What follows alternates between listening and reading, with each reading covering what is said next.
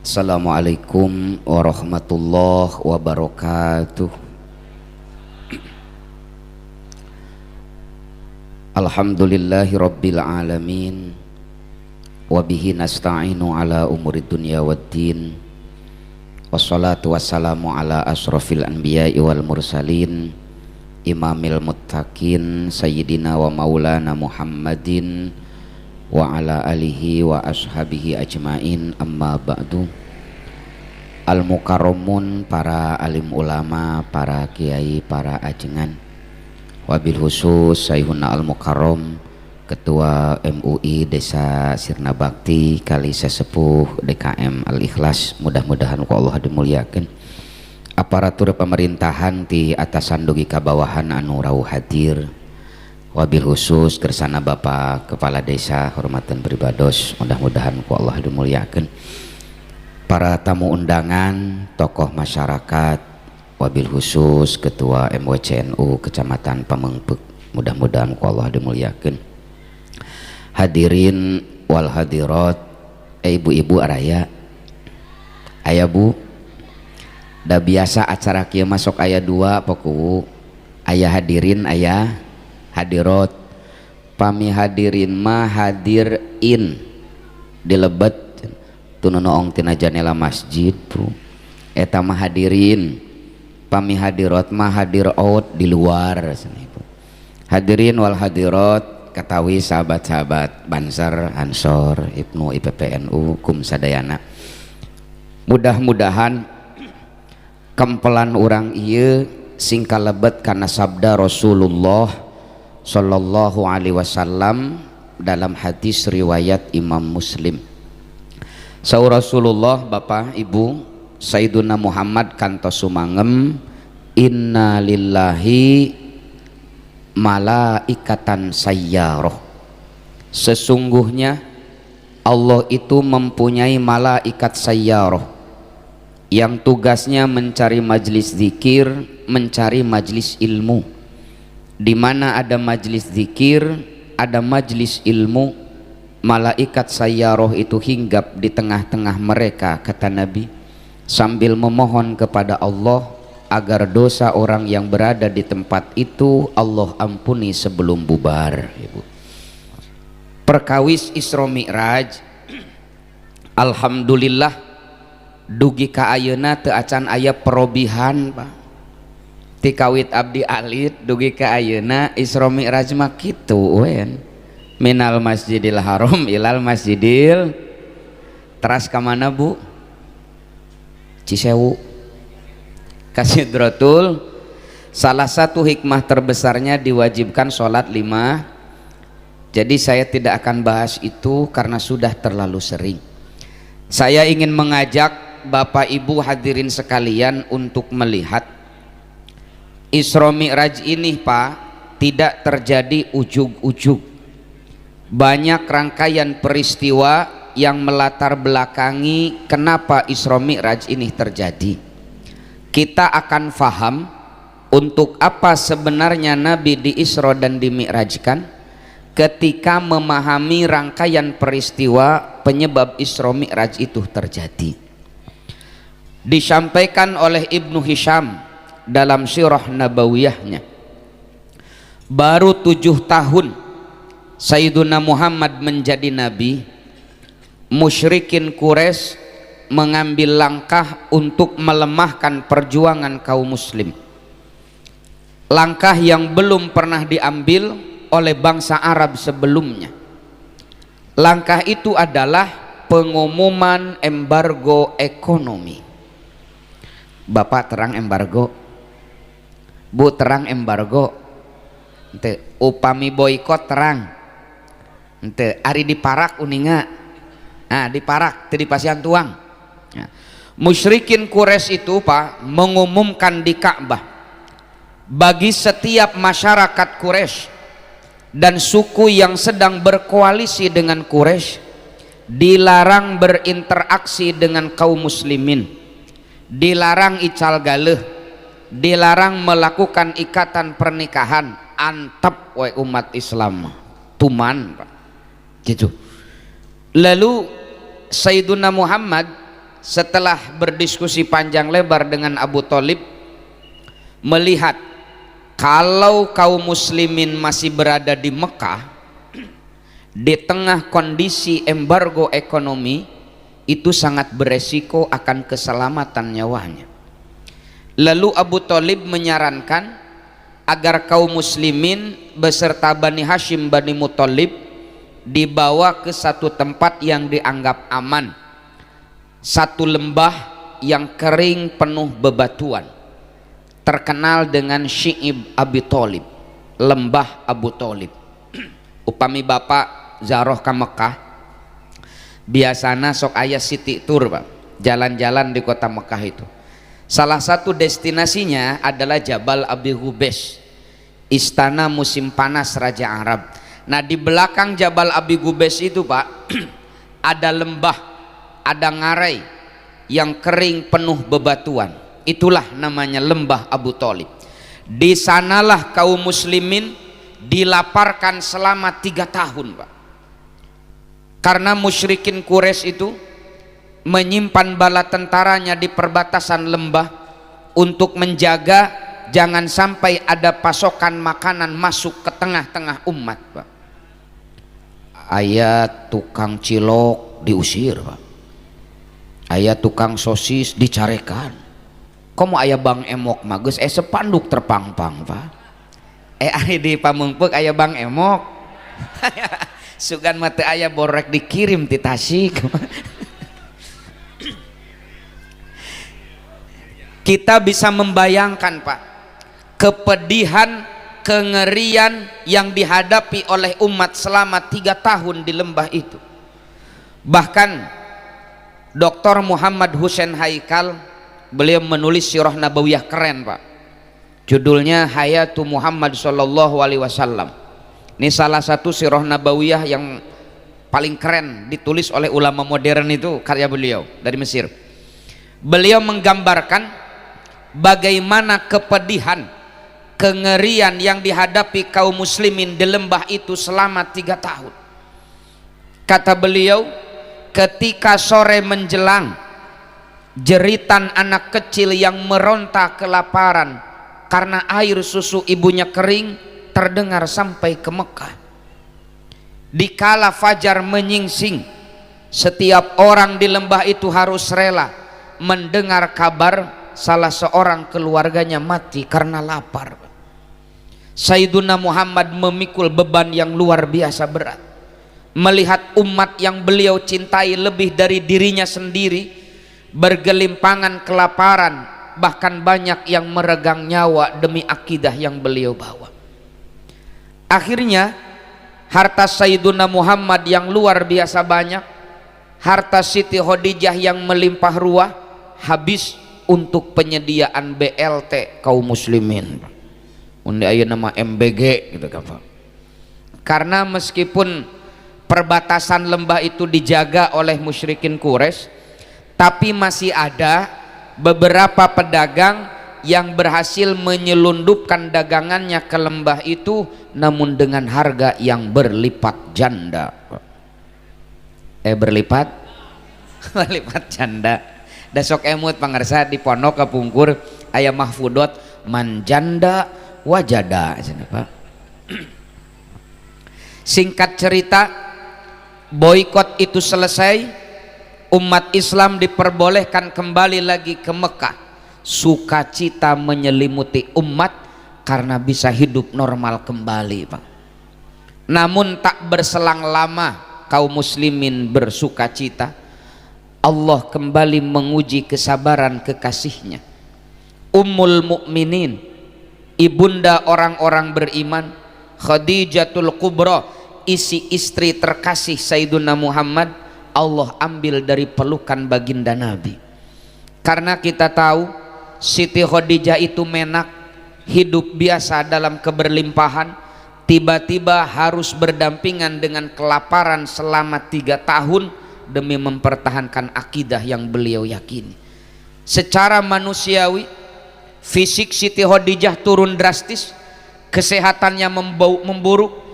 Maka ketika beliau datang ke Mekah dalam keadaan sakit keras, Beberapa hari setelah tiba di rumah, Khadijah pun wafat. Kembali kaum muslimin, wabil khusus baginda Nabi, dirundung duka. Nabi terpukul Pak dengan kehilangan sosok pendamping setia. Bahkan tahun wafatnya Khadijah dikenal dalam sejarah dengan tahun duka cita, di mana baginda Nabi sedihna luar biasa di kantun pupus kunu janten bojo. Bu, ayah ibu-ibu teh, upami ibu maot ti payun, kinten-kinten suami ibu sedih atau bunga kabayang ibu karek beres ditahlilkeun tujuhna, si bapak teh nyauran murang kali istri pangagengna anggota IPPNU. Teteh kadieu ayeuna si mamah geus almarhum, bapak titip lamun jaga teteh dewasa, lamun jaga teteh jadi istri, kadenya teh ulah seperti almarhum si mama. 20 tahun bapak berumah tangga jeung si mama, da gawe na teh ngarudetkeun hate bapak we. Tapi alhamdulillah pitulung ti Allah si mamah teh ponok umur. Ta eta teh pertolongan ti Allah ka bapak. Dalamun si mama panjang umur jigana penderitaan bapak bakal leuwih panjang dah. Sok ayeuna karek saminggu si mama innalillahi, tu tensi darah bapak jadi normal pana ya. Bu hoyong dipika cinta ku caroge sapertos dipika cinta na Khadijah ku Sayyiduna Muhammad. Ibu perlu tahu kecintaan baginda Nabi kepada Khadijah tak selesai saat Khadijah hidup. Bertahun-tahun Khadijah telah wafat, Nabi sudah punya istri lebih dari satu, tapi posisi Khadijah tak tergantikan di hati sang Nabi. Ini bukan kata saya Pak, Siti Aisyah kantos curhat, diabadikan oleh Imam Bukhari dalam Sahihnya. Saur Siti Aisyah kieu, tidak ada perempuan yang membuatku cemburu melebihi kecemburuanku kepada Khadijah. Ditaros ku ibu-ibu pangaosanana teh, neng kunaon cemburu ka ibu Khadijah, pan ibu Khadijah mah tos pupus. Saur Siti Aisyah, teu cemburu kumaha ibi, la in kana yadbahu syata, kalau Nabi menyembelih kambing, thumma yaqul, Nabi selalu bilang, idhabu bidi ila pulana fa innaha sadiqata Khadijah, kirimkeun daging ieu ka bi anu eta teh wargi Khadijah, kirimkeun daging ieu ka bi anu eta teh rerencangan Khadijah. Janten sanaos baginda Nabi dikantunkeun ku Siti Khadijah, Siti Khadijah tos pupus, tapi Nabi masih menjalin silaturahim, berbuat baik dengan teman dan kerabat Khadijah, wujud Nabi belum melupakan Khadijah. Dan yang paling membuat aku cemburu, kata Aisyah, wa yukthiru min dzikriha, Nabi sering membicarakan kenangan-kenangannya bersama Khadijah. Nabi sering bernostalgia menceritakan saat dulu Khadijah mendampingi beliau. Janten pangintenan kieu saur Nabi teh, Aisyah baheula mah keur aya Khadijah, lamun pangajian kieu teh sok aya buah-buahan dina meja teh. Aya nama Khadijah almarhum dengan cai. Tuh si bapak mah kode sanes kode Pak, ieu mah etang-etang silih emutan we urangnya. Bahkan ibu 25 tahun lamanya baginda Nabi berumah tangga dengan Khadijah, Nabi tak pernah menduakan Khadijah. Nabi tak poligami Pak selama 25 tahun lamanya. Baru setelah Siti Khadijah wafat, Nabi poligami. Dan ini yang dijadikan syarat oleh Siti Fatimah ketika dilamar oleh Sayyidina Ali. Saur Siti Fatimah teh, mangga akang, lamaran akang ku abdi ditampi dengan satu syarat, jangan kau duakan aku sebagaimana ayahku tak pernah menduakan ibuku Pak. Tulis yang status. Makanya Sayyidina Ali poligami setelah Siti Fatimah pupus. Ini penting ibu-ibu pahami. Nabi poligami setelah Siti Khadijah wafat, Sayyidina Ali poligami setelah Siti Fatimah wafat.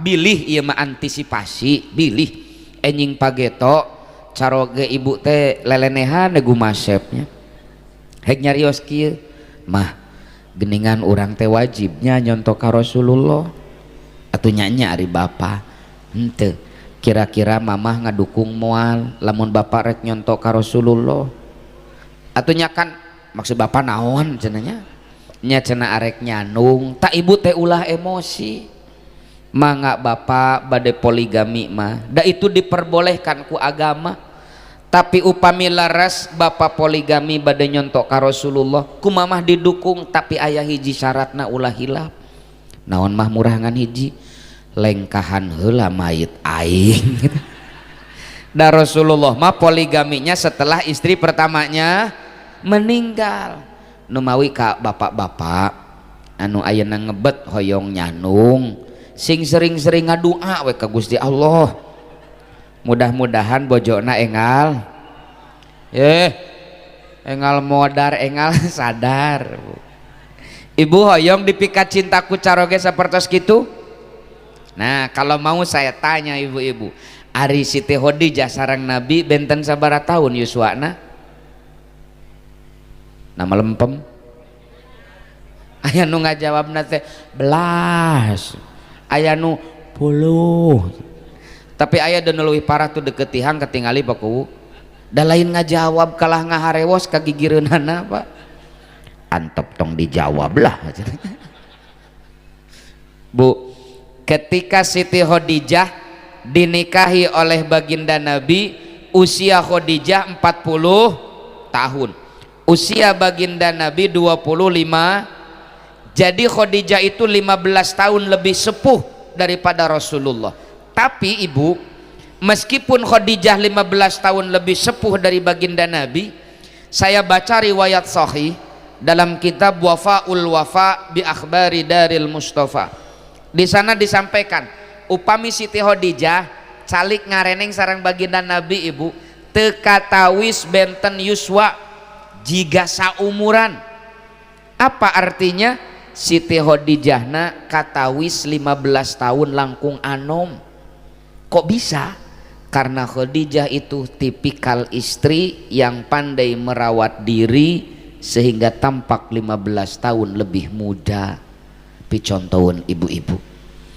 Ari ibu-ibu masa balik nanya, ibu sareng suami teh beda 5 tahun, sepuh suami diuk ngareneng, da eta jiga kolot ibu. Pamih caur marurang kali Ibnu manuk itu teh ibu-ibu bermutu bermuka tua namawi ka ibu-ibu contohlah Khadijah istri terbaik satu pandai merawat agar suami tidak melirik ke lain. Belum genap 1 bulan Khadijah wafat, Nabi masih dalam suasana berkabung Pak. Allah kembali menguji kesabaran beliau.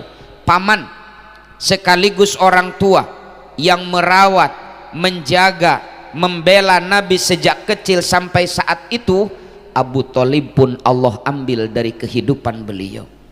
Abu Thalib wafat, Nabi kembali dirundung duka Pak. Katurug katutuh saur urang teh. Dan Bapak perlu tahu, selama Abu Thalib hidup, musyrikin Quraisy itu tak berani melukai fisik sang Nabi. Salami Abu Thalib jumeneng, musyrikin Quraisy itu tak berani menyentuh kulit sang Nabi. Wani nate dina medsos we ngagogoreng Rasulullah teh, na WA, na Facebook. Di dunia nyata itu mereka tak berani karena ada sosok Abu Thalib. Tapi ketika Abu Thalib wafat, musyrikin Quraisy seolah-olah tidak ada halangan untuk mempersekusi fisik sang Nabi. Disampaikan oleh Ibnu Hisham, baru beberapa hari Abu Thalib wafat, Nabi pulang dari Masjidil Haram Pak. Di tengah jalan ada pemuda Quraisy yang melemparkan kotoran tepat di wajah sang Nabi Pak. Nabi mulih ka bumi bari pameunteul lamokot kotoran Pak. Dibukakeun panto ku Siti Fatimah, katawis pameunteuk rama nu sakitu dimuliakeun, berlumuran kotoran, dihina orang. Anak mana yang rela melihat ayahnya dihinakan orang? Siti Fatimah tengah genggeik pak bari meresihan pamunte Nabi. Saur Nabi teh Fatimah, baheula maker aya Abu Thalib, Quraisy teh teu wani kieu ka bapa. Ayeuna nama Abu Thalib tos pupus, Quraisy teh asa semakin wani. Ah kieu wae mah Fatimah, bapak teh rek pindah dapil cenah. Tah mun ceuk caleg mah pindah dapil, Pak. Asalnya dakwah di Mekah, tapi penolakan masyarakat Mekah semakin memuncak. Nabi berinisiatif untuk pindah objek dakwah ke satu tempat yang terkenal subur, makmur, hijau, ranau, namanya Thaif. Numawi upami bapak ibu jalan-jalan ke Thaif, kan biasa sok naik gondola pak ya, ke Thaif itu naik kereta gantung. Di bawahnya itu hamparan kebun anggur yang hijau ranau menyejukkan mata, ngeplak pak. Karena memang dari zaman Nabi Thaif itu daerah yang subur pak, pusat pertanian, pusat perkebunan, mundi urang mah Cikajanggur gitu ta. Nabi berangkat ke Thaif, dalam berjanji disampaikan ari di Sirna Bakti sok aya kene berjanjian. Ah aya dina berjanji diuningakeun dengan Pak fa amma Thaifa yad'u saqifan. Nabi berangkat ke Thaif untuk mengajak masuk Islam masyarakat Bani Saqif. Falam yuhsinu bil ijabati kira, tapi orang Thaif tidak mengindahkan seruan Nabi. Bukan hanya menolak Pak, wa aghrau bihi sufaha awal abida, mereka merapihkan anak kecil, hamba sahaya di sepanjang jalan yang dilewatin Nabi. Pasabbuhu bi alsinatim badiyah, mereka mencaci maki Nabi dengan cacian yang merendahkan. Disurakan Pak Rasulullah sumping ka Thaif teh, dihina, diteriaki majnun, jelema gelo Pak. Bukan hanya lisan, waromauhu bil hijarah, mereka melempari Nabi dengan batu, hatta hudibat biddima inaklah, sampai kedua sendal Nabi merah berlumuran darah. Pamisaur bahasa urang teh mah Rasulullah teh titirah ngadon kanceuh Pak, pindah ke Thaif dengan harapan ada suasana baru, tapi yang Nabi terima di sana jauh lebih mengerikan daripada di Mekah. Nabi teh jalmi Pak, gaduh manah, gaduh perawasan. Summa ada Rasulullah sallallahu alaihi wasallam ila Makkah hazinan. Nabi teh mulih deui ka Mekah dalam keadaan duka cita yang mendalam Pak. Pamisor merangkali banser mah tidak sesuai ekspektasi Pak. Baru beberapa langkah Nabi meninggalkan Thaif, kaki mungil beliau yang berlumuran darah tak mampu memikul beban yang bertubi-tubi dari Allah, tak berkesudahan Pak. Akhirnya Nabi Amruk di satu kebun anggur milik Atabah bin Rabi'ah namanya, sampai sekarang masih ada situsnya Pak. Beliau Amruk tak mampu beliau melangkahkan kaki pulang ke Mekah. Di tengah suasana amruknya fisik dan perasaan Nabi, beliau bermunajat, beliau ngajerit Pak. Kata Nabi, Allahumma inni ashku ilaika du'fa quwwati wa qillata hilati wa hawani 'alan nas ya arhamar rahimin anta rabbi wa rabbul mustad'afin. Nabi berurai air mata, bermunajat, menjerit kepada Allah Pak. Kata Nabi, ya Allah, hanya kepadamu aku adukan keluh kesah dan kelemahanku. Engkau adalah Tuhanku dan Tuhan orang-orang yang lemah. Ya Allah, abdi mah makhluk lemah, di pasihan coco bisa kieu oge abot karaosna.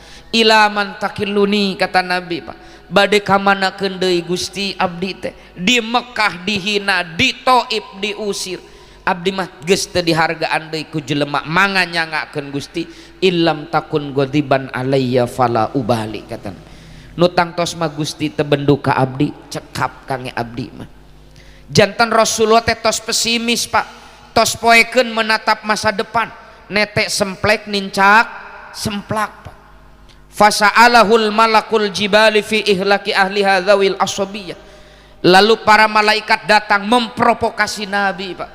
Muhammad, Allah telah mengizinkan kami mengabulkan apa yang kau minta untuk ditimpakan kepada penduduk Taif yang telah berbuat nista. Sok ngadua ke Allah Muhammad, rek dikumahakeun orang Taif teh, rek dikirim banjir bandang jika di Aceh atau Sumatera, atau orang kirim bang emok ngarah rariut orang Taif teh, sok ngadua ke Allah Muhammad.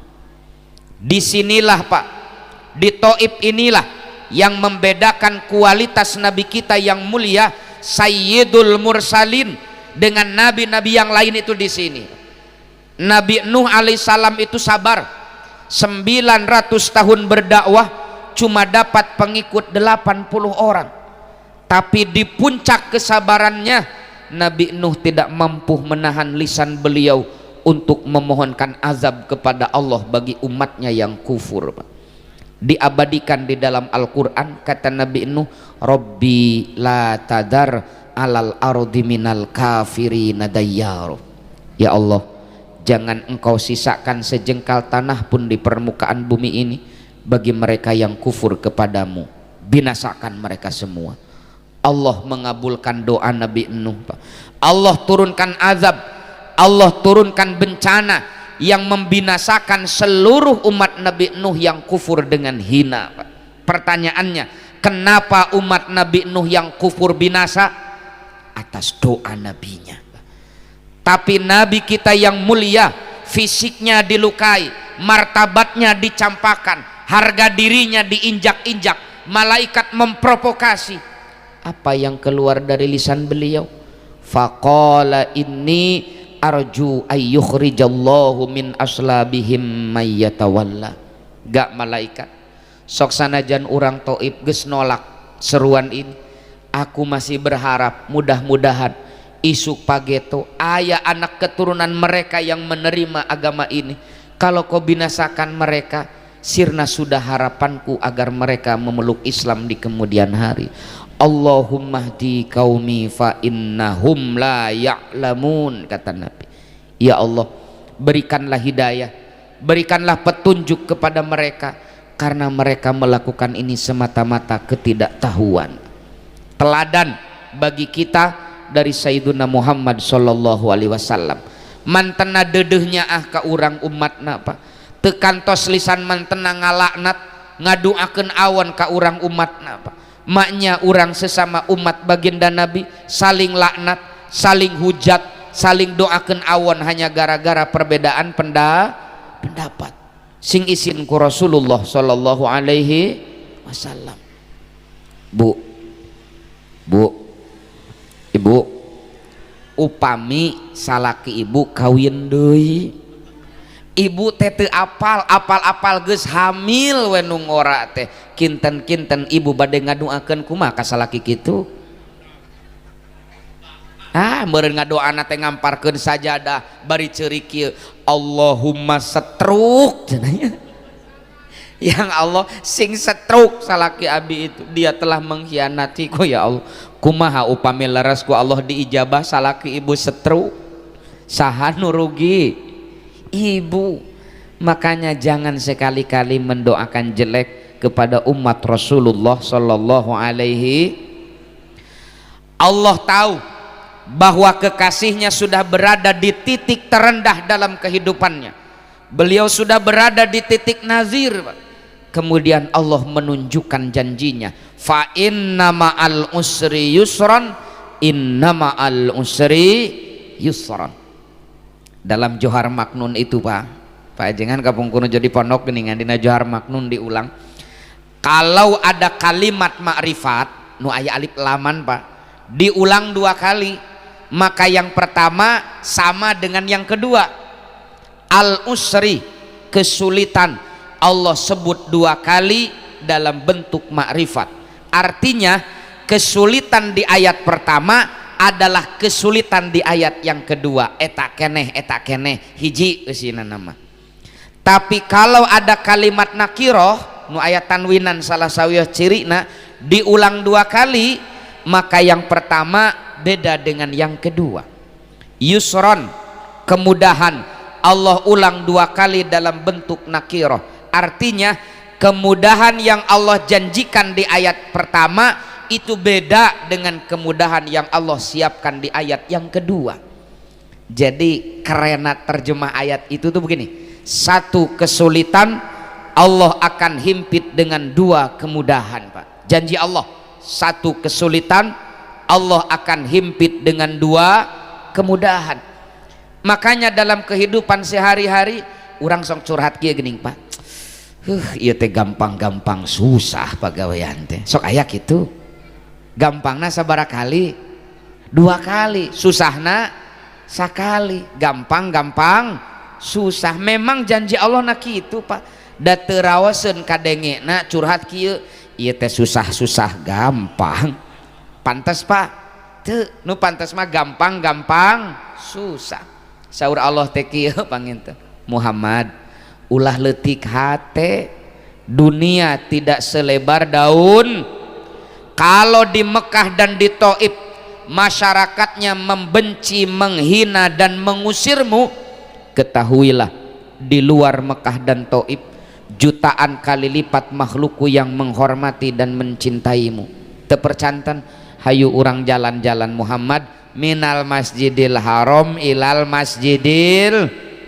Untuk apa? Linuriyahu min ayatina, untuk Allah tunjukkan sebahagian kecil dari tanda-tanda kebesaran Allah, supados manah Sayyiduna Muhammad semangat kembali, optimis kembali menatap masa depan. Pamisaur barudak teh mah Isra Mi'raj teh healing, Pak. Ngarah refresh. Bapak terang healing kapungkur geningan, Pak. Urang nuju alit sok pupujian di masjid geningan, Pak. Healing umat gini ya. Sok ayanya healing teh jalan-jalan, Pak. Numawi upami di bumi bojo bapak teh murukusunu amek-amekan teu semangat barang damel boa-boa eta teh kudu da pamajikan urang teh lain magicom, Pak. Cicing we di imah leres teh Bu, sing tarik arah kadengeun. Jadi tujuan pertama Nabi di Isra dan di Mi'rajkan itu untuk membangkitkan semangat, membangkitkan optimisme Rasulullah Shallallahu Alaihi Wasallam. Makanya malam ini kita memperingati di Isra dan di Mi'rajkannya baginda Nabi. Wabil khusus kita masih berada di suasana tahun baru. Mari spirit Isra Mi'raj itu kita hayati, kita terima, kita amalkan dalam kehidupan ini. Apa? Tataplah masa depan dengan penuh harapan. Ulah leutik hate, ulah kumeok memeh dipacok, ulah epes meer. Kita punya Allah yang maha segala-galanya. Tidak ada yang mustahil ketika Allah berkehendak. Kun fayakun. 2 tahun lalu saya sudah sampaikan tentang pentingnya optimisme menghadapi masa depan.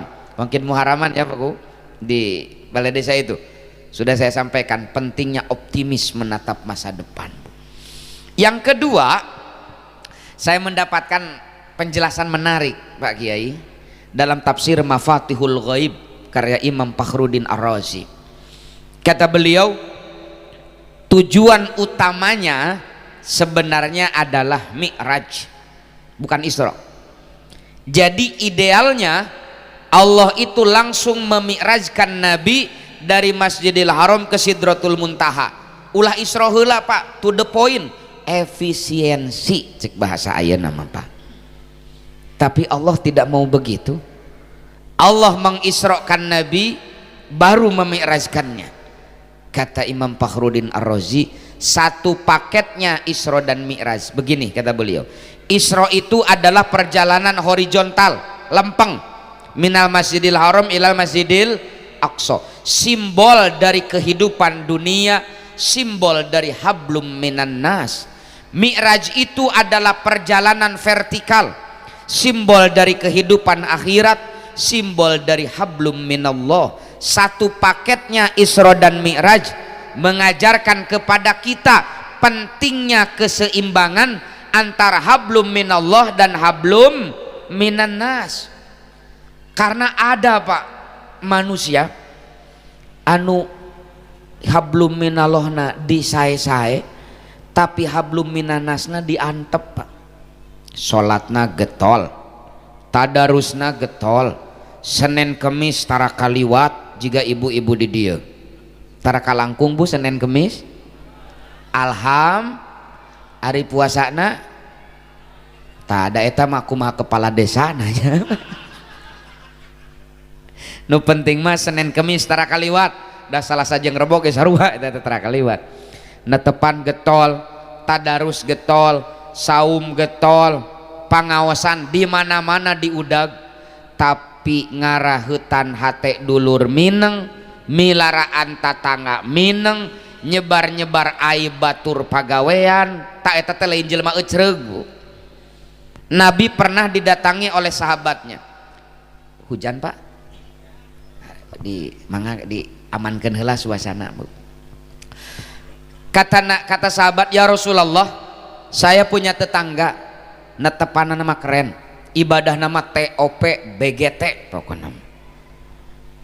Puasana terkenal, pengawasan di mana-mana dijugjug, tapi tu di jironaha dia sering melukai hati tetangganya dengan lisan dan statusnya di medsos.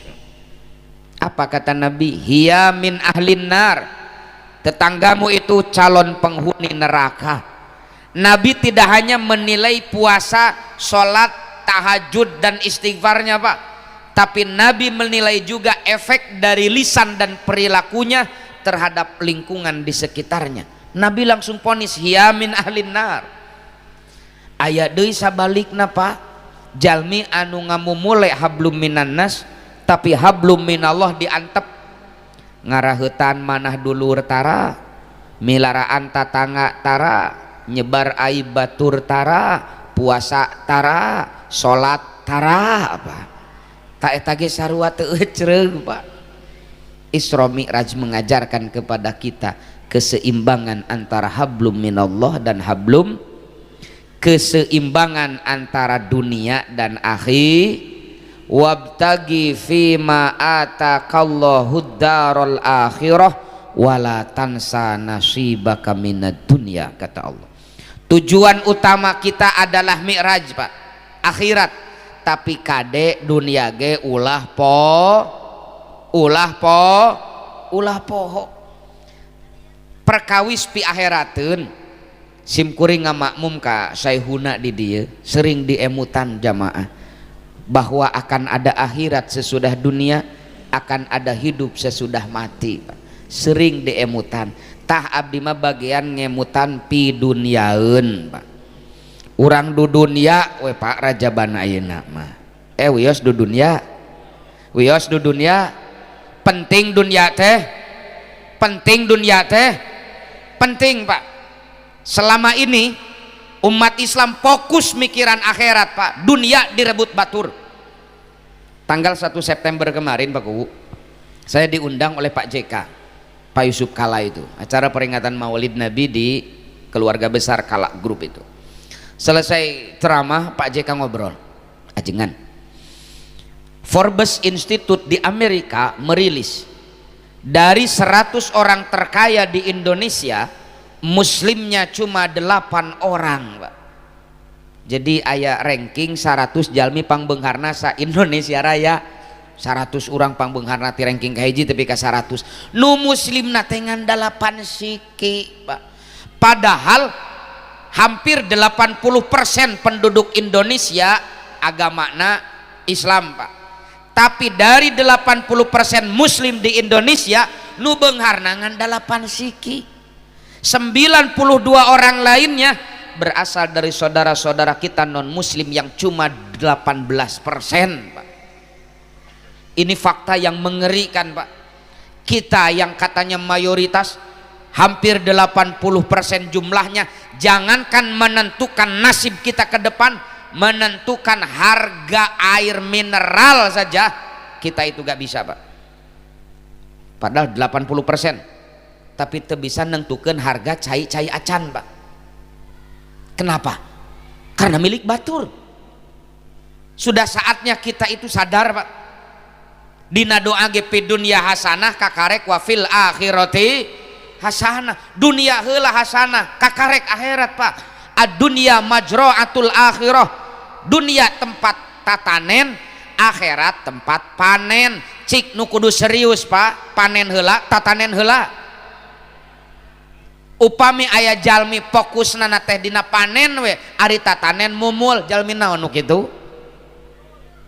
Tah ayeuna teh urang teh resep siap panen tapi can pati resep tatanen Pak. Ini penting Pak. Umat Islam itu bukan hanya di Indonesia Pak. Laporan dari Islamic Development Bank di Qatar tahun 2018 merilis 42,sekian persen kemiskinan dunia berasal dari negara-negara mayoritas muslim. Jadi hampir 50% saalam dunia nu balangsak teh KTP-na Islam Pak. Ini fakta, ini real. Makanya saya ngeri Pak, jangan-jangan bawa-bawa kondisi kita hari ini sebagaimana yang diramalkan oleh Nabi, gusaun kagusa isail, laksana buih di atas lautan, banyak tapi centang perenang, banyak tapi tidak mempunyai daya dan upaya, dipermainkan gelombang hatta dihempas ke tepian pantai tanpa punya makna dan arti. Hari ini kita rasakan jumlah 80% muslim di Indonesia teu bisa nangtukeun harga air mineral acan Pak, karena dikuasai orang lain. Numawi kita mulai fokus ceramahnya Pak hari ini. Tadi mah karek mukadimahna, kita mulai ngajinya sekarang Pak. Dunia itu penting. Ini wabil khusus Pak, genep sasi kapengker Pak. Akhir Juli salah sawios jalmi pangbeungharna saalam dunia namina Bill Gates datang ke Indonesia. Setelah ceramah di istana, beliau mengumpulkan pengusaha-pengusaha kelas kakap di satu hotel mewah di Jakarta. Kalersan paku abdi teh tiasa dongkap harita da teu diulemnya. Dia bilang begini dalam live streamingnya, tahun 2029 2030 berarti seberapa tahun deh Ibu? 4 tahun 5 tahun deh. Dunia akan menghadapi musibah yang mengerikan, bukan perang nuklir, bukan resesi ekonomi, tidak pula inflasi yang melambung tinggi, tapi kelangkaan pangan. Dunia menghadapi kelaparan massal tahun 2930 Pak. Secara logika we Pak Kapolsek, ku urang diemut jelema namahan tapi petani ngurangan. Leres teh? Sok aya di Pamengpeuk neng gadis tanur ngaramet. Teu aya. Aya di Pamengpeuk pemuda nu garaya garantek sok nablog galeng. Jarang Pak. Nya jarang Pak. Leres teh? Kaseseueurana teh sepuh Pak. Ini fakta. Jalmi namihan tapi petani ngurangan. Jalmi namihan tapi sawah jeung kebon dipelakan perum Pak. Secara logika pangan pasti kurang. Memang pare bisa dipelak di PT Toyota? Enggak Pak. Makanya pemerintah kita 3 tahun terakhir ini sigap mengambil kebijakan strategis nasional tentang ketahanan pangan. Ketika saya mendengar ceramah si Bill Gates itu tentang ketahanan pangan, saya tutup handphone itu. Kenapa? Basi menurut saya itu. 1500 tahun sebelum si Bill Gates teriak-teriak akan ada kelangkaan pangan, 1500 tahun sebelum pemerintah kita mengambil kebijakan ketahanan pangan, Sayyiduna Muhammad SAW telah menyeru kita umatnya dalam hadis riwayat Imam Bukhari. Kata Nabi, in qamatis sa'ah wa fi yadi ahadikum fasilatun falyaghrisha. Kalau besok hari kiamat di tanganmu masih ada satu benih, kata Nabi, tanamlah Pak. Misalkan sahur Pak Prabowo teh ngumumkeun isu kiamat, ibu masih keneh ganduh binih nu can dipelak pelaken harita keneh cenah isuk ge kiamat teu paduli, yang penting hari ini kita menanam kata Nabi Pak. Komo ayeuna kiamatna duka iraha baheula guyur 2012 teh jadi lin boro abdi geus nyetok mie instan harita teh Pak da arek kiamat Pak. Apalagi kiamatnya duka iraha, masih malaskah kita untuk menanam Pak? Kemarin saya khutbah di Cijantung di markas besar Kopassus itu lah sadayana uninga lah. Kopassus itu pasukan elit kebanggaan bangsa kita, sigap, cakap, terlatih. Abdi kadang ngabayangkeun Pak Ku, lamun Kopassus eta salatri Pak, kira kita bisa perang moal ya. Kopassus oge salatri malang layeuseun ya Pak, laras tuh Pak. Gak Pak, lapar itu gak bisa Pak, boro-boro ngangkat senjata Pak, alah cenah itu moal aya tanaga Pak. Makanya Allah itu mengatakan allazi at'amahum min ju'i wa amanahum min khauf. Lapar dulu, pangan dulu bereskan. Pangan itu senjata utama sebuah bangsa Pak. Bangsa yang tidak memberi pangan rakyatnya, dia sedang menggadaikan kedaulatannya Pak. Nabi tak mau 3 tahun lamanya kaum muslimin pangan dimonopoli oleh musuh Islam Pak. Nabi lapar, kaum muslimin kelaparan, bergelimpangan meregang nyawa karena pangan dikuasai asing Pak. Ini penting. Senjata paling utama sebuah bangsa adalah pangan Pak. Real ini. Strategi militer apapun kalau lapar pasti kalah. Makanya di militer itu Pak, saya biasa ngisi di Brigip itu. Di Brigip Siliwangi itu saya 1 bulan sekali. Makanya kan ada divisi bagian logistik dan yang lain-lain. Perang pertama itu logistik aman dulu Pak, pangan itu, dan pangan dihasilkan oleh petani Pak. Leres deh, pangan itu dihasilkan oleh petani. Makanya Kiai Haji Hasyim Asy'ari, pendiri Nahdlatul Ulama, tahun 1932 beliau menulis satu tulisan keren dalam majalah Suara Kaum Muslim. Kata beliau, petani adalah penolong negeri. Karena dengan keringat petani, dengan cangkul yang diayunkan petani, dengan sawah yang diolah oleh petani, bangsa ini bisa makan Pak. Seueur di dia petani, aya petani di dia, berbanggalah karena kalian adalah penolong negeri. Dengan petanilah negeri ini bisa makan Pak. Nah ini penting Pak. Makanya saya pernah tanya guru saya yang ahli hadis Pak, da abdi mah sanes ahli hadis Pak, abdi mah ahli hadas Pak, karena saya kuliah S1 sampai S3 itu linear di filsafat Pak.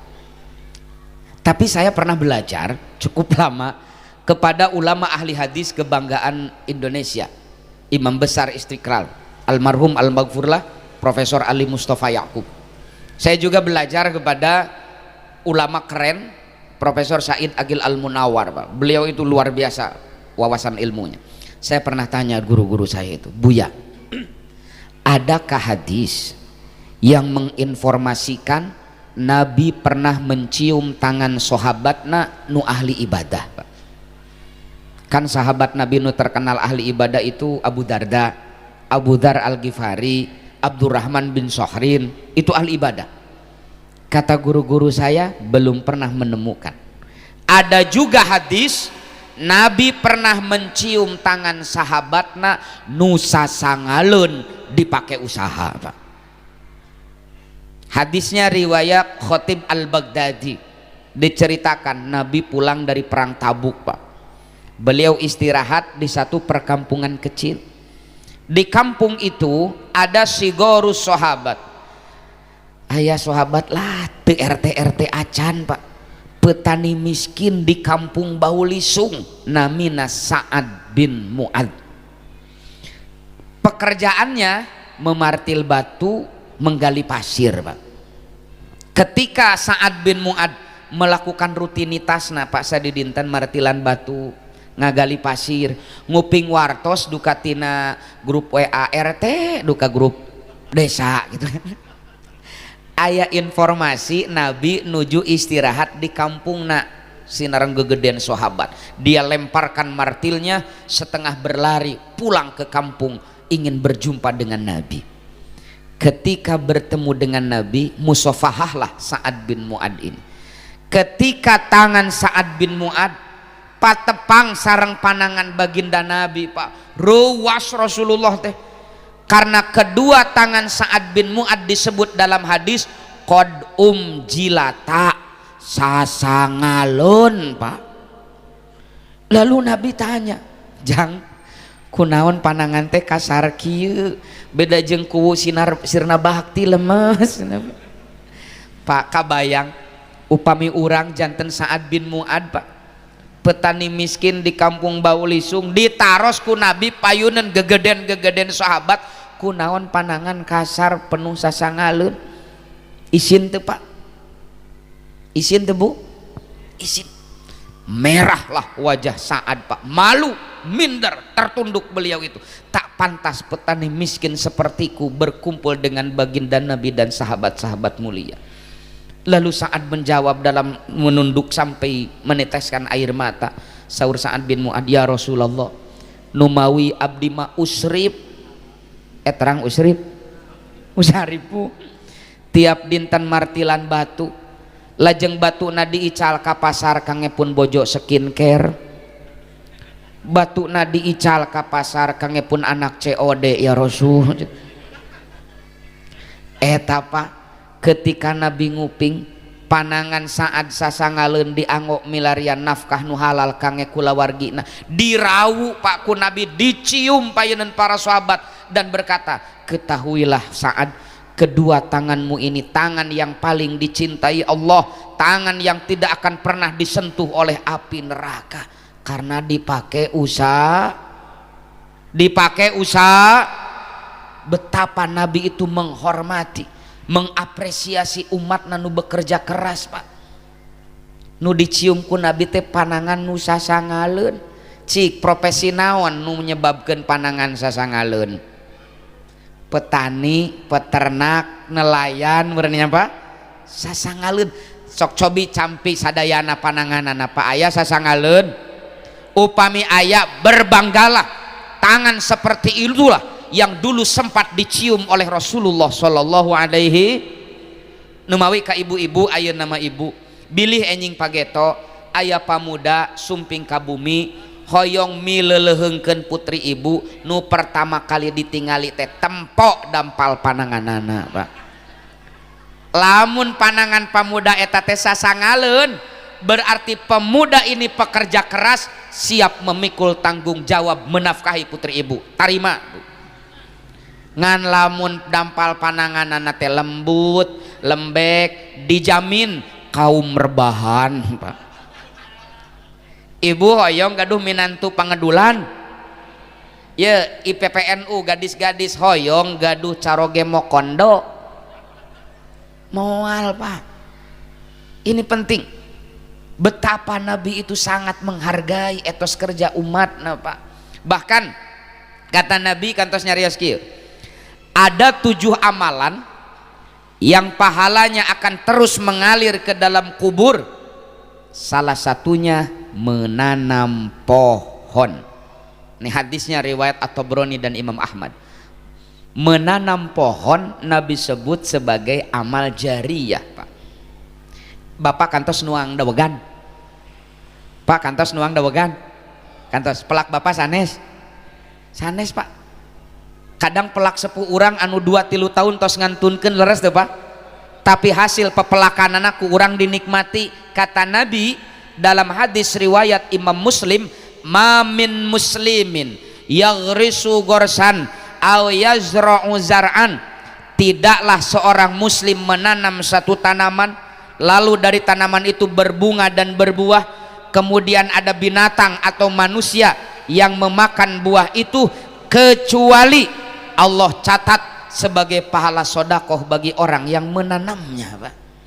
Jadi para petani mah jaga teh di alam barzah teh santai, Pak, ngantosan notifikasi, Pak. Nuju santai di alam barzah teh brimo, cenah, Pak. Oh, notifikasi pahala sodakoh lebet ti mana? Tina tangkal nu baheula dipelak, Pak. Kita hari ini menikmati kelapa nu dipelaku sepuh urang kapungkur. Kita hari ini menikmati pohon-pohon kayu berkualitas untuk kebutuhan papan kita, kebutuhan rumah kita. Pertanyaannya, sudahkah kita tanam pohon untuk bekal anak kita 10-20 tahun ke depan? Kemarin bangsa Indonesia mendapatkan teguran dari Allah, Pak. Banjir bandang di Aceh dan Sumatera, Pak. Lebih dari 1000 nyawa melayang, 800 orang lebih tak tahu entah kemana sampai hari ini. Apa penyebab utamanya? Penggundulan hutan. Penggundulan hutan, Pak. Ini penting. Jadi ketahanan pangan itu bukan hanya program pemerintah, tapi ketahanan pangan adalah bukti bahwa iman masih tertanam dalam dada kita, Pak. Karena tanpa tenaga orang mual bisa ibadah, Pak. Leles, Pak, salah terima, Pak. Boro-boro fokus naon fokus husu, Pak, kekerbekan malaras teh, Pak. Ini penting. Dana teh penting, Ibu. Dana teh ketahanan pangan, belum lagi sekarang itu pendanaan, kemandirian ekonomi. Kita sering mendengar dulu di pondok, Yai, ada istilah maqamaddin illa bil mal. Agama tidak akan tegak tanpa dukungan dana, Pak. Leres teh. Sok urang bade silaturahim ayeuna pangarsa. Silaturahim syiar Islam sapertos kieu, cekap ku tawasulan wungkul. Kemudian malaikat Jibril nyanak sound system. Teu kudu aya dana. Kita mau membangun masjid, mau membangun pesantren, mau membangun madrasah, cekap ku istighosah hungkul. Ngantosan malaikat nyanak besi jeung semen. Kedah ka toko material. Pertarosanana ari toko material na kersaeun dibayar ku surat Al-Ikhlas, Pak. Moal kudu ku dana, Pak. Bahkan rukun Islam teh saberiji, Pak? Hiji syahadat, 2 3 4 5 catat. Yang gratis dari rukun Islam cuma baca syahadat. Yang gratis dari rukun Islam cuma baca syahadat. 4 sisanya perlu harta, perlu dana. Salat peryogi dana, Pak. Peryogi. Maknya sarung jeung mukena keur salat ngadaguan pembagian caleg, Pak. Kita yang harus beli. Ya sakedap deui Ramadan peryogi dana. Peryogi da buka sareng sahur mah eueuh jatah tina MBG, Pak. Laras teh. Kita yang harus beli. Apalagi zakat, apalagi naik haji 58 juta, Pak, ongkos naik haji ayeuna teh. Jadi aya tina rukun Islam ongkosna wae 58 juta. Ini menunjukkan bahwa umat Islam na kudu getol usaha, ngarah bisa mayar ONH, bisa mayar zakat, bisa wakaf, bisa infak, bisa menyantuni yatim, menyantuni jompo, menyantuni janda tua. Awas Pak Kowo, janda tua. Hari janda muda, janda pirang mah ulah disantuni. Koleksi we eta mah. Jadi ini penting kita sampaikan, Pak. Hoyong beunghar. Tuh fakta pangarsa. Orang Islam mah lamun diajak muludan, rajaban, istighosah, semangat. Tapi lamun diajak beunghar hararese, Pak. Nemeh ku abdi diajak. Bari saur Nabi tadi, malaikat mengaminkan doa yang berada di majelis ilmu. Pas nemeh ku abdi diajak, hoyong beunghar. Hayong, cek malaikat teh teh serius maneh mah coret, Pak. Moal cair, Pak.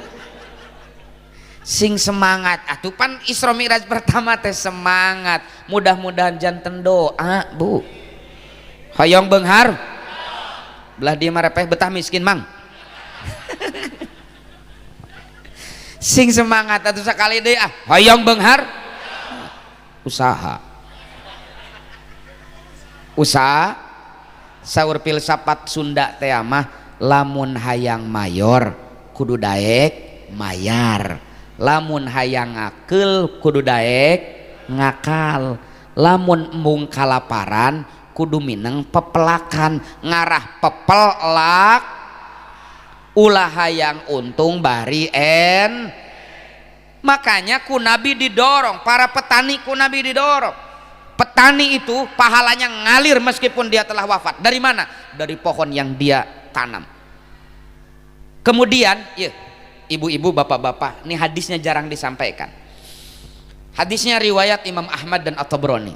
Upami Saihuna Al-Mukarrom kersana ketua MUI jam 3 wengi gugah abdas, tahajud, sholat tobat, zikir, istighfar sampai subuh, lalu Allah ampuni dosanya, saur abdi mah wajar.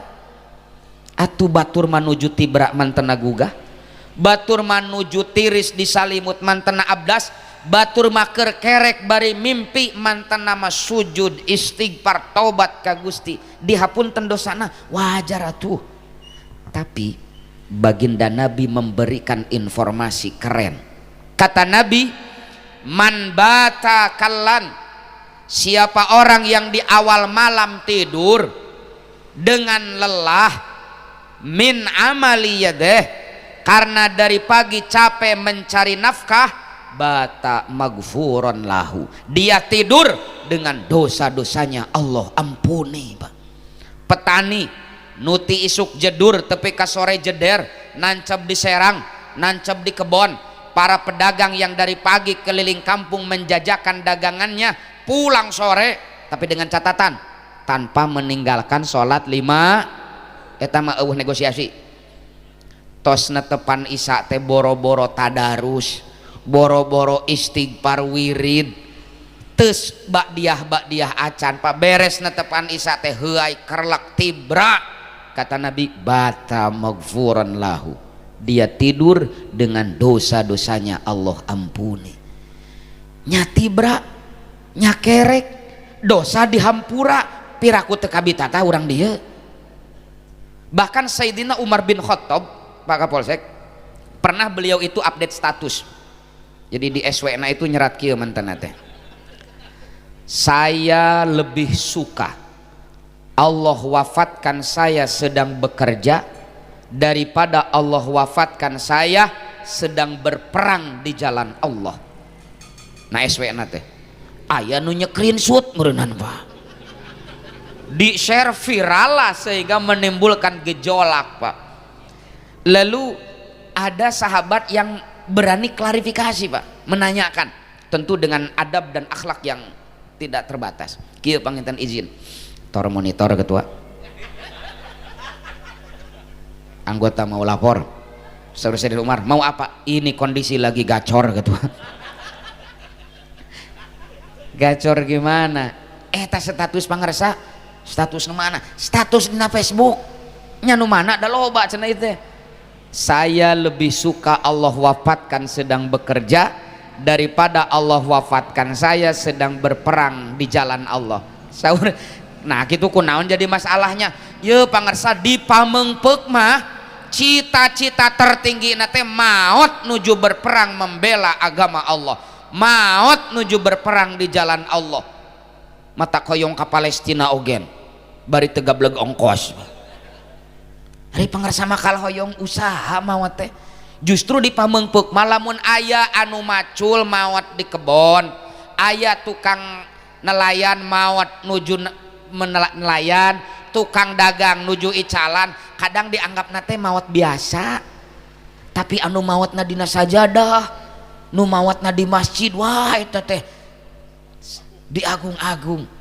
Saur Sayyidina Umar, oh nu eta atuh kari baca surat Al-Muzammil ayat 20. Surat naon? Ayat wa akharuna, kata Allah, sebahagian manusia itu yadribuna fil ardi, ada mereka yang berjalan di atas permukaan bumi, yabtaguna min fadlillah, mencari karunia, mencari rizki dari Allah, usaha maksudnya nanti. Baru wa akharuna, sebahagian lagi yuqatiluna fi sabilillah, berperang di jalan Allah. Saur Sayyidina Umar, eta ku Gusti ge nu usah mah disebut ti heula, kakarek nu berperang di jalan Allah disebut terlebih dulu, berarti lebih utama daripada yang kedua. Bukankah perintah berjihad juga bi amwalikum dulu, dengan hartamu, baru dengan bi anfusikum, dengan nyawamu. Harta heula bos, jihad teh harta dihasilkan ku usaha, matak tahun 2002 genep mah tong ngedul loba kahayang nu perlu disusul, Pak. Jangan menganggap kerja itu bukan ibadah, Pak. Ibadahnya luar biasa. Bahkan kata Nabi, tolabul halali, mencari nafkah yang halal, faridotun ba'dal faridoh, kewajiban saatos sholat wajib. Jadi kewajiban pertama kita itu sholat 5 waktu. Kadek titip ulah tinggalin. Saatos eta naon? Usaha, Pak. Bahkan Sayyidina Umar pernah kunjungan kerja ke provinsi Damaskus, Pak. Didampingi ku gubernur, ku KDM, Bapak Aing. Ba'dal isyrok, ya waktu duha lah, tabu salapanan, Pak. Ngalangkung ke Masjid Raya Damaskus. Di lebet Masjid Raya Damaskus seueur nu iktikaf pangresa, nuju wirid, nuju maos Quran gitu kan, nuju ibadah we. Saur Sayyidina Umar ka gubernur, saha itu wayah kieu di masjid keneh ahlul qura pangresa, ahli ibadah, marantan nama fokus we ibadah, istighfar, itikaf di masjid we, mutawakkilun, tarawakal we ka Gusti, tara icala. Saur Sayyidina Umar, bohong, mereka itu bukan mutawakkilun tapi mutaakilun, si olokejo. Nu moy ku Sayyidina Umar digebrag, ya ahlul qura, ya ahlal qura, mang irfa ra'sak waktasib, angkat wajahmu, berdiri, kerjalah. Jam kerja ngadon iktikaf. Iktikaf mah sunat, Pak. Ari mencari nafkah nu halal untuk diri dan keluarga hukumnya wajib. Maknya sunat diudag ninggalkeun wajib. Jalmi naon nu kitu? Jalmi naon, Pak? Wajib heula, Pak. Iktikaf aya waktuna, bekerja aya waktuna. Ulah tapi ka ieu mah waktuna kerja dipake iktikaf, waktuna iktikaf dipake iktikaf, Pak. Ari kerjana iraha, Pak. Ini penting, Pak. Duh, nah jadi serius kieu nya. Da abdi mah kieu, Pak, upami ceramah teu acan dituangkeun sok rada ngagas, Pak. Kita lanjut lagi ya. Jadi sampai mana? Kerja. Ini penting, Pak. Umat Islam sekarang terkenal loyo, Pak. Tong boro-boro etos kerjaan apa umat Islam, disiplin waktu wen. Tepat waktu nate ngan pas buka puasa wungkul urang mah, Pak. Di luar eta mah ngaret wen, Pak, leres teu? Fakta, Pak. Matak duniana dikuasai ku batur, urang mah penonton. Kita hanya konsumen, bukan produsen. Penonton, bukan pemain, Pak. Kenapa? Urang rada berat ke akhirat, Pak. Dunia sahayu, nah akhirnya dunia dikuasai batur, tungtungna urang didikte ku batur, termasuk dina ibadah, Pak. Aya ibadah didikte ku batur. Pesawat terbang nu saha? Urang arek haji, arek umroh, ku masih eta we, Pak. Laras teh. Memang pesawat Lion Air anu kiai haji sanes, Pak. Memang nu gaduh handphone anu al-mukarram almarhum al-maghfurlah, Pak. Yahudi, Pak. Kenapa kita tertinggal? Karena umat memandang dunia seolah-olah hina, Pak. Padahal dina doa urang teh tiap dinten fid dunya hasanah kakarek wa fil akhirati hasanah. Tak urang mah dina ngadoa fid dunya hasanah wa fil akhirati hasanah, tapi dina perilaku fid dunya balangsak wa fil akhirati duka, Pak. Ini penting kita rubah mindset kita, Pak. Umat Islam yang harus menguasai dunia. Kita ini ku Allah disebut sebagai umat pilihan, rahmatan lil alamin, Pak. Wabil khusus ke generasi muda, yuk sing-singkan lengan baju, membanting tulang. Kata Abdullah bin Mas'ud, salah seorang sahabat Nabi yang soleh, ketika aku melihat ada seorang pemuda yang keren ibadah, dia punya posisi di hatiku. Tapi ketika aku tahu dia nganggur, jatuhlah dia di hadapanku, Pak. Tulis yang status. Status kan ya namanya. Ini penting, Pak. Siap bekerja? Siap bekerja? Bahkan itu rada riskan hadisna nanti, tapi kan banyak kita faktual. Dalam Sahih Bukhari, Kiai disampaikan, Nabi baru mulai ceramah, ngawas, namanya ngawas. Karek muqaddimah, eta aya petani mangul pacul pangalangkung ka sahabat nuju ngawas, tiis we teu ngilu ngaji. Nya jiga dipamengpeuk we kitu. Lajeng ayah sahabat jika nama karek beres di klatsar banser murunnya semangat kene eta ngagorowok ka si Mang teh, Mang ari moal ngaji mah atuh cicing heula hormati. Ku Nabi digebes, hei ulah kitu. Kalau dia itu melangkahkan kaki dari rumah mencari nafkah yang halal agar anak istrinya tidak makan barang haram, fahuwa fi sabilillah, dia sedang menapaki keriduan Allah. Keun we sarua ibad kan kade ulah jadi alasan mumul mingguan, Pak nya. Maksudnya waktuna mingguan ya mingguan, waktuna usaha ya usaha, waktuna sholat, waktuna usaha da mual mata rugi atuh, Pak. Paling waktu lohor na tepan lohor sabaraha menit, Pak? Sabaraha? 10 5 menit. 5 teh anu amatiran, Pak. Anu tos lihai mah 2 menit jeung wudu eta teh, Pak. Atuh 5 sampai 10 menit mah da moal rugi, Pak. Ya, ini penting loh kita sampaikan. Bahkan pangarsa Kiai orang yang ahli ibadah di dunia, Pak, disampaikan ini masyhur. Kelak di hari kiamat Allah bangkitkan dengan ghurran muhajjalin, ada seberkas sinar dari keningnya, min athari sujud, dari bekas sujud. Jadi anu ahli ibadah ketika di dunia, Pak, jaga dibangkitkan di yaumul kiamah teh tarangna teh moncorong, Pak, juga Ultraman. Nah, gitu. Saya, Pak, saya, tapi jangan salah, baginda Nabi pernah menjamin dalam hadis riwayat At-Tabrani, man talabad dunya halalan, siapa orang yang mencari harta dengan halal, istighfafan anil masalah, agar dia terhindar dari meminta-minta kepada orang, agar dia tidak jadi beban bagi orang, jaa yaumal kiamati, dia akan datang di hari kiamat, wa wajhuhu kal qamari lailatil badri, dengan wajah berseri-seri moncorong jika bulan purnama. Lain tina tarangna wungkul bercahaya teh, Pak, nu tukang usaha lillahi ta'ala mah sadaya pamenteuna seperti bulan purnama, Pak. Saya mana? Saya kene usaha, Pak. Fa idza qudiyatis shalat fangtashiru fil ardi wabtagu min fadlillah. Lamun salat geus beres ulah cicing wae dina sajadah, kata Allah itu. Fangtashiru fil ardi, bertebaranlah di permukaan bumi, cari karunia dan rizki dari Allah. Jung kasabrang ka Palembang ari balik mawa masih kene kerupuk.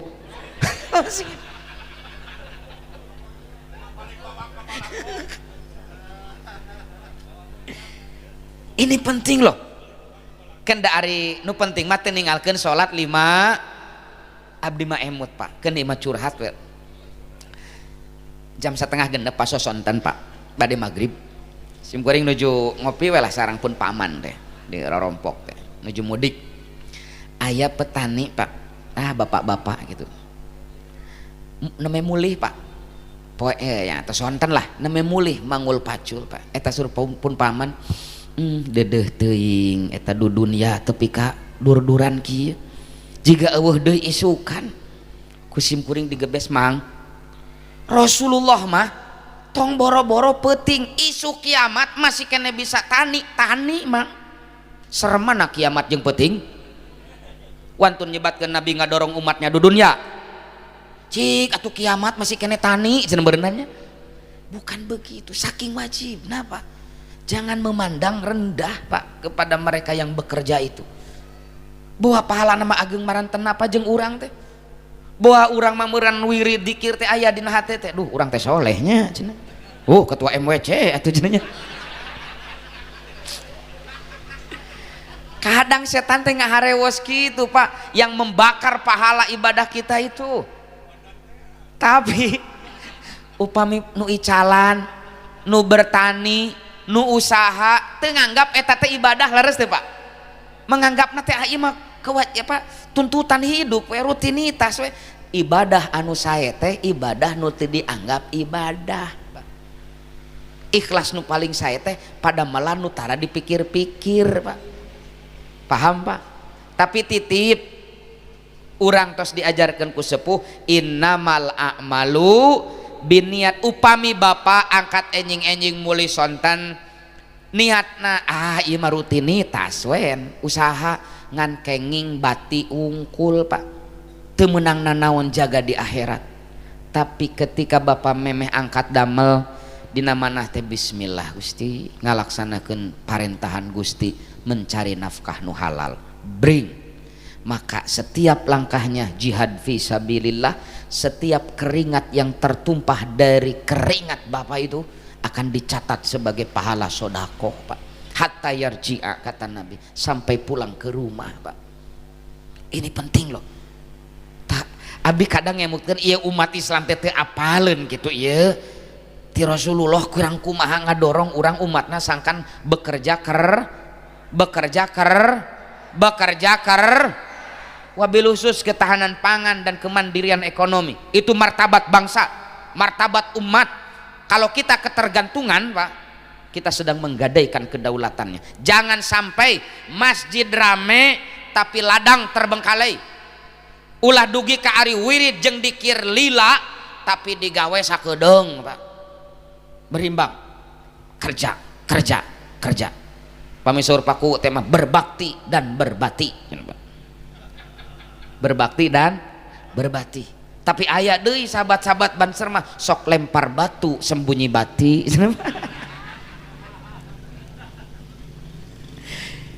Itu yang kedua jantan naon ibu nu kadua Isra Mi'raj teh sasangal. Nah karena sasangalan seimbangkan dunia dan akhirat, seimbangkan antara hablum minallah dan hablum minanas. Ini penting Pak. Terlalu lama kita membenci dunia Pak. Terlalu lama kita membenci dunia Pak. Padahal dunia teh penting Pak. Apalagi ketika bulan Rajab ini Pak, ada hadis riwayat Imam Bukhari. Kata Nabi, abdi masuk heureuy pangarsa di PWNU, di PP Ansor sok heureuy, boa-boa ieu teh kaum muslimin rata-rata mariskin tadi singsieunnan beunghar ku ajengan gitu. Da sok aya ajengan ceramah ibu bapak dina hadis riwayat Imam Bukhari, Nabi sumangem ketika aku mi'raj Allah memperlihatkan isi surga kepadaku dan kalian tahu orang miskin dari umatku masuk surga 500 tahun lebih dulu dari orang kayanya. Jantan sahur Nabi nu miskin mah asup surga nanti 500 tahun lebih ti heula Pak daripada nu beunghar matak sing baretah miskin teh nya. Asup surga pangheula. Ye, hadis itu bukan memuja kemiskinan. Hadis itu bukan mendorong kita agar miskin, bukan, demi Allah Pak. Hadis itu bicara realita. Kenapa nu miskin asup surga na tereh? Da ceuk syariat ge atuh naon LPJ-eunana Pak. Naon ni sabeunana Pak. Misalkan teh Pak jaga di yaumul kiamat tadi panggil nu miskin hareup diadili ku malaikat itu. Rekening kosong Pak. Oke.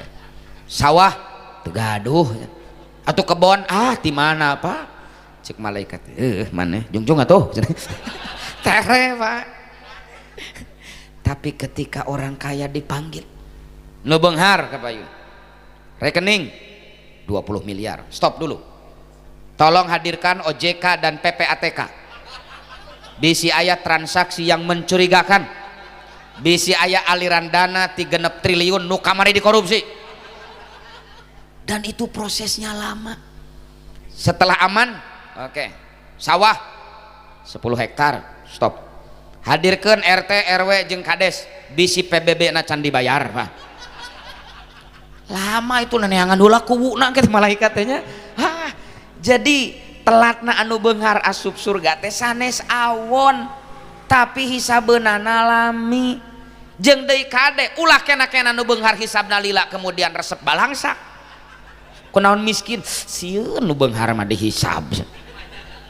Memang nu miskin moal dihisab. Yeuh Pak, nu miskin mah gaduh doma hiji ngarit 3 leng batur dosa tah.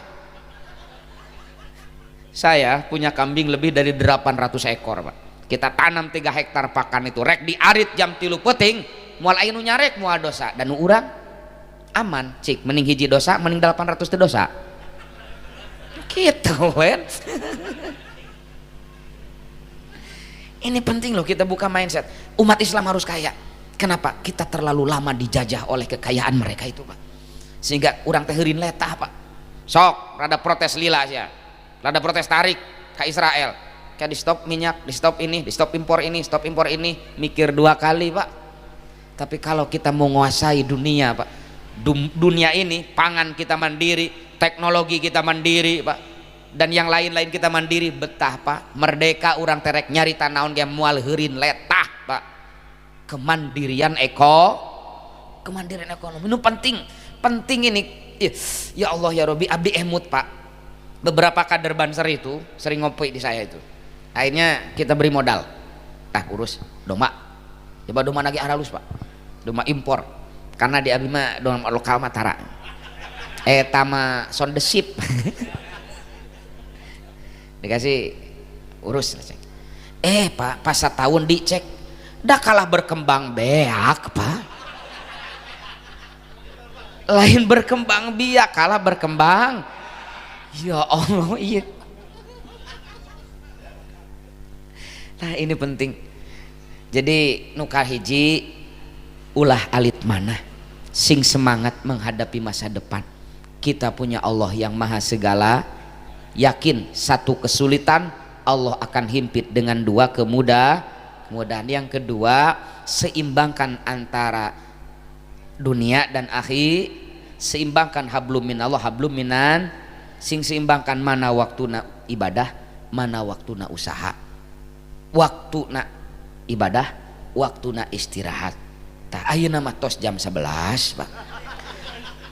Waktosna istirahat. Karena tubuh kita punya hak Pak, hak istirahat. Pados enjing orang semangat fit mencari nafkah nu halal Pak. Laras tuh Pak. Nah sakitulah nu tiasa kapihatur. Mudah-mudahan aya manfaatna. Ieu teh namanya Isra-nya cirian, acan Mi'raj namanya. Eta namina strategi marketing Pak.